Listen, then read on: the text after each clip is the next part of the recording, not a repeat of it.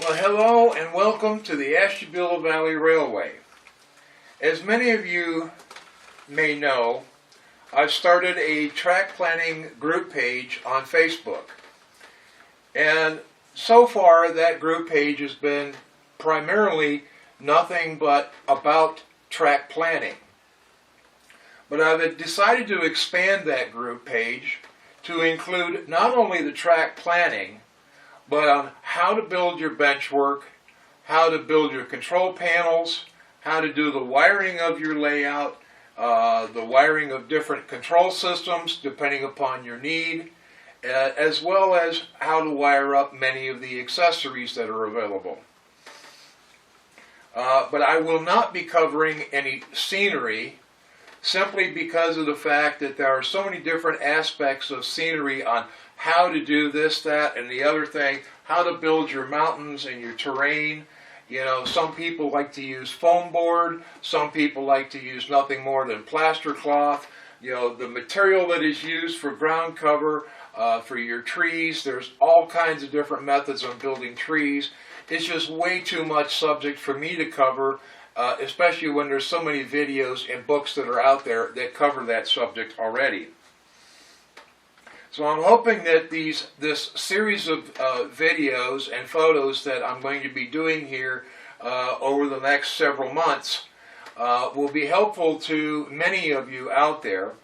But now I do understand that not everyone has the woodworking equipment that I may have available to me in my little workshop, and not everyone has the skill sets to use those tools to be able to do so as well. And the same thing holds true when it comes to doing wiring. Some people, they get very intimidated when it comes to doing wiring, and it's really not that difficult to do. But anyways, with all of this in mind, I have a very good friend of mine named Chuck Fester, who has asked me to design a new layout for him, which I've already done. It's taken us several months to come up with a final plan after going through various ideas of a basic idea to start with. We finally came up with something that he is happy with, and so with a few modifications here and there, a few additions, subtractions, whatever, we finally come up with a final track plan that he's really likes. So, but he has also asked me to assist him in the construction of his layout.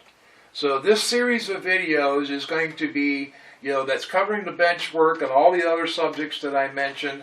I'm going to be working closely with Chuck at the process of building his layout and trying to cover as much of the subject as we possibly can and in as much detail as we possibly can. Hopefully we don't leave out anything, but all we can do is the best we can do. So he's also asked me to design and build the control panels for his layout, which has already been accomplished as well. He's fully in love with it. He's looking forward to it. In fact, I know he's very excited to even get started on building this new layout. He's been several months now without being able to run any trains since he tore down his old layout. If you like this video, please hit that like button and comment, and don't forget to smash that bell to get notifications of any future videos. So to get started, basically we need to start with the legs.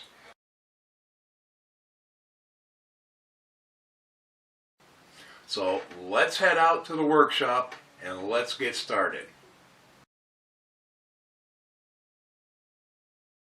Okay, here what I've done is I've made up an assembly jig. I've got a piece of plywood down here, got a piece of 2x4 that I clamped in place, got another strip of wood down here that I made sure was at a nice 90-degree angle by using a carpenter square. And the legs, what I had done is I've already pre-machined these legs where I've got this notch here. That notch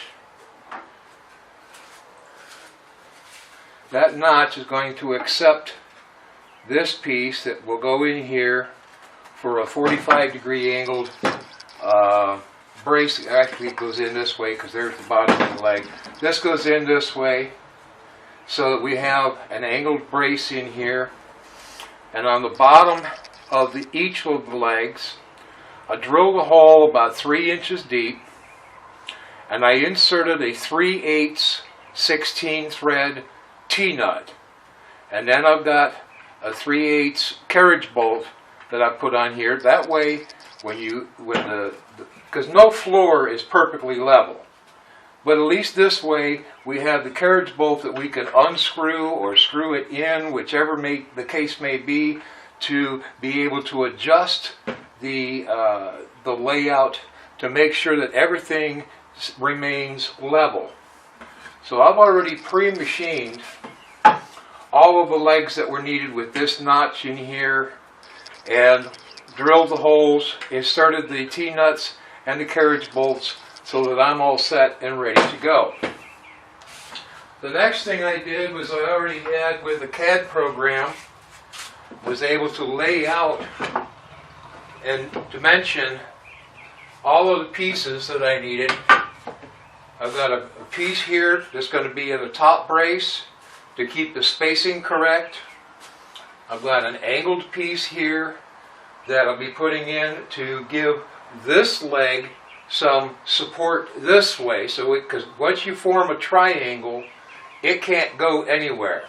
If you have 4 sides together, the 2 sides can do this together, okay? But if you've got a triangle in there, they can't go anywhere. It locks everything in place. So let me go ahead and assemble this part, and then I'll show you how I do the other side.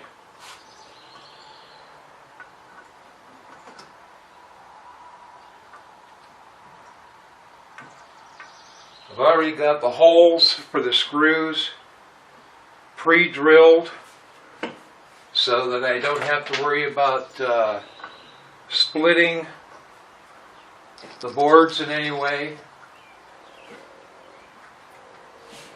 And I start up here in this corner where I know I've got everything nice and square, line it all up, and just drive in 1 screw for the moment. Then I move over to this end, and I get this lined up where I want it. And again, I only drive in 1 screw for now. Come back to this side for my diagonal brace.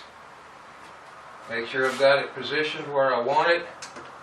Again, only 1 screw for the moment. Sorry to get cut in front of the camera, but I want to make sure that my distance here at the bottom end is at the dimension that I want, and that everything, that this diagonal piece from my cross brace is exactly where I want it. And now I can drive the rest of the screws home.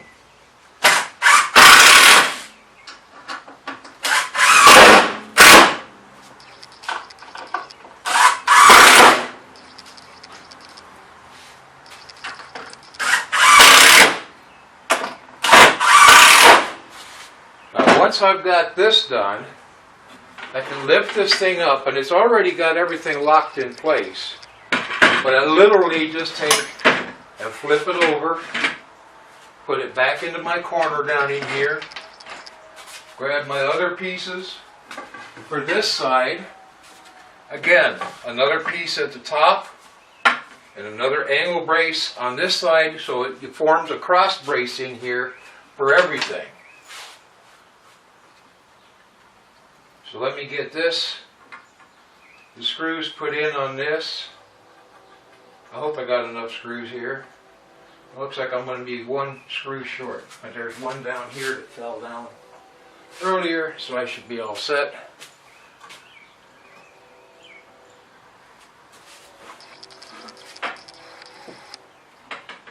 just get these screws just by hand. Just get them started for the time being. And then just like before, just take them, line up the pieces where I want them.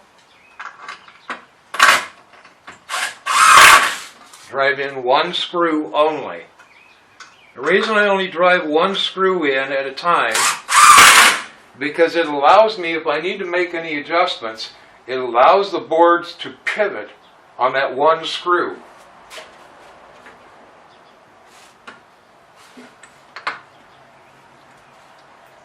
Got that where I want it. Double check everything down at this end. Make sure that I've got what I want. That should be good. That goes right there.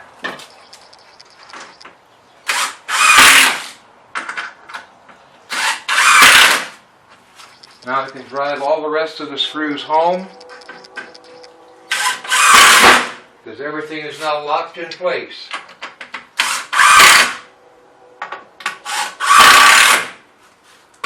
Well, here it is. This is the basic framework for the legs. As you can see here, I've got this notch that's on here. That's on the outside edge. We will have this piece that will be fitting into that notch and screwed in, such as like this. I think you can see all of this. At least I hope you can.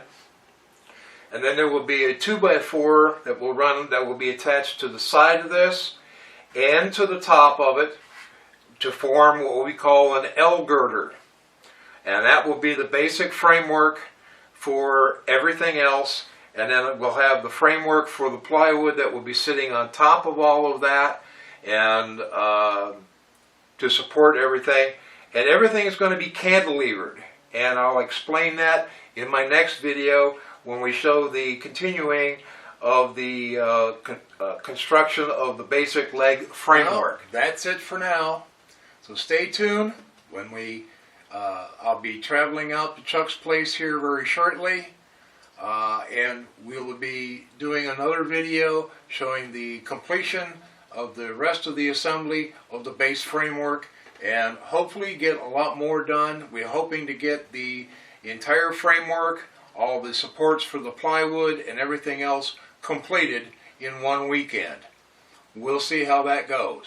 But anyways, thanks for joining us, and stay tuned for phase 2. Happy railroading!